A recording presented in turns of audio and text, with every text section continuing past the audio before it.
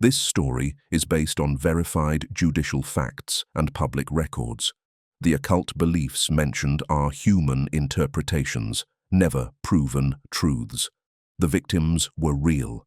Their suffering will never be glorified. His name was Roland Zinneh, Darby, Pennsylvania, 2015. An exorcism spiraling into chaos, a pastor strangled at the foot of the altar, and a silence in the nave so heavy it seemed to swallow the light. It began with screams breaking the winter night. Neighbors reported voices shredded by panic. Then a clash of metal. When police entered, Reverend Connery Dagadu lay on the floor, his face darkened, while Zinneh shouted nonsense syllables, his hands slick with sweat and blood. On the wall, a message scrawled in chalk, "They haven't left."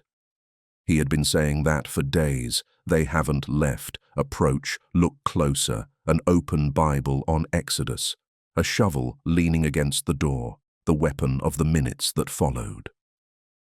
Zinneh spoke little during his arrest. He smiled, muttered fragments of English and a Liberian dialect. The officers noted his vacant stare, his trembling. They assumed it was a breakdown, a psychotic episode. But the investigation would later reveal another frame. Weeks earlier, Roland Zinneh had begged his church for help. He claimed a shadow followed him since adolescence in Monrovia, a presence that sat at the edge of the bed, whispering his name in hot breaths before storms. Reverend Connery Dagadu, a righteous man born in Ghana, agreed to perform an exorcism. The rite was rare here, nearly forgotten. Yet several witnesses confirmed that the ceremony followed standard steps: prayers, psalms, laying of hands, and invocations of divine names. Something slipped. On the third night, Zinneh began to speak in another voice. Two witnesses said a sudden cold air filled the room when he uttered the word erupts. That name appears nowhere in Christian liturgy, but it belongs to Greek mythology, the personification of primordial darkness. Where had he learned it? Psychiatrists later described it as faith-induced hallucination. A mind crushed by religious guilt creates an invisible enemy to fight. Theologians reminded that demons wear many faces, shifting through cultures, and that ancient words travel far beyond the pages of faith. Days later, Zinneh seemed calmer. Then, around 2 a.m. on May 17th, he called the pastor. The voices are back, stronger. Dagadu left immediately. It was their last meeting. Police later found the scene frozen in place. The pastor's body near the altar, the Bible flung across the floor, signs of struggle in the hallway. After strangling Dagadu, Zinneh ran into the street, grabbed a shovel, and shattered the windows of a parked minivan, slightly injuring its driver. He shouted, "Get out! Get out!" The driver's testimony still chills the room. He was screaming at the metal like something was trapped inside, his eyes beyond human. The victims were real. A pastor who died trying to save a man, witnesses scarred, a neighborhood left in shock. Nothing about this story deserves romanticism. Psychiatric files revealed Zinneh had suffered paranoid and mystical crises for years.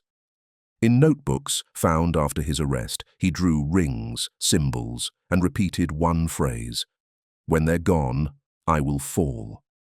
Experts saw in it a pattern of spiritual self-destruction, fear of evil turned into violence.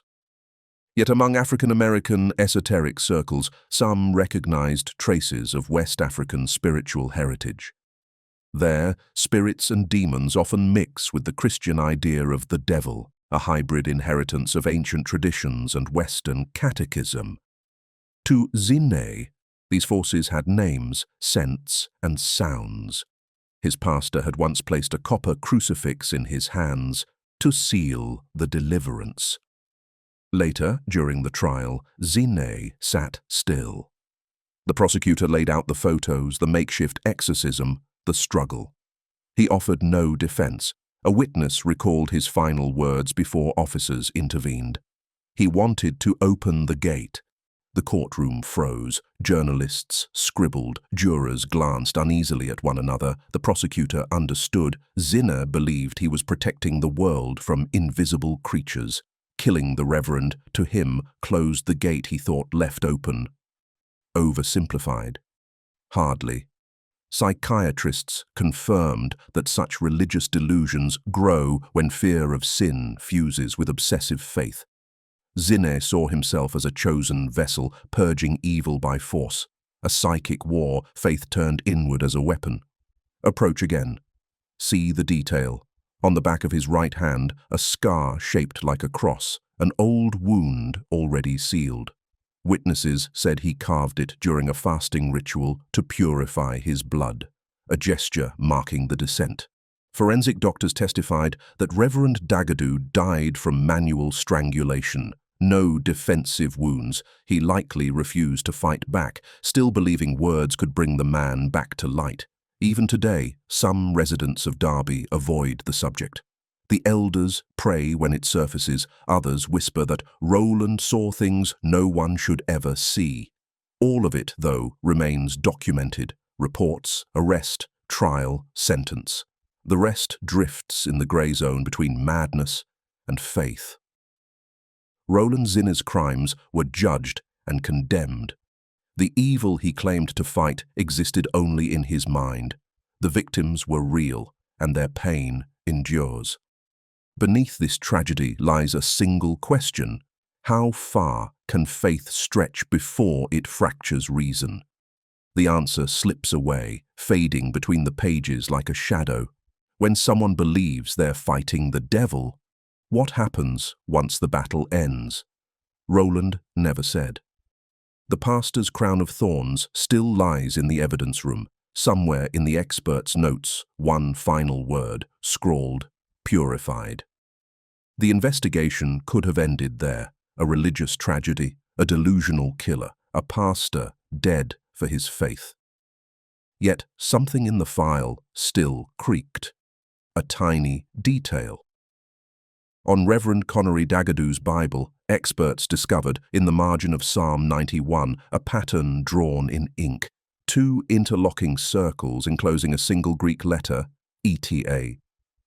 Parishioners swore the design was not his. He would never have allowed such a mark in a sacred book. So where did it come from? Investigators traced the symbol's origin. A religious anthropologist from Philadelphia, Dr. Marlon Eder, recognized it immediately.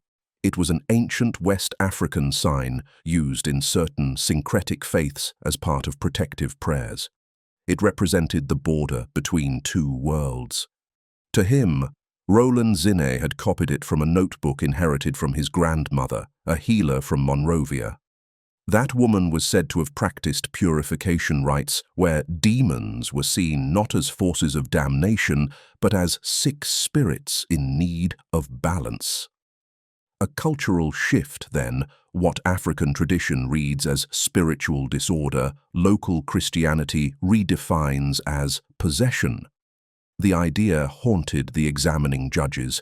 Perhaps Zinneh had never lived in the logic of absolute evil, but rather in an internal clash between two cosmologies. Psychiatrists called it psychotic interpenetration of symbolic systems.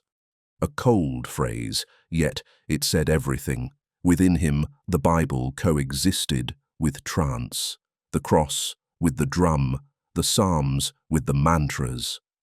During questioning, he kept repeating he had failed to follow the path of light, that the shadow demanded its share. Certain words returned again and again: scar, fire, servant.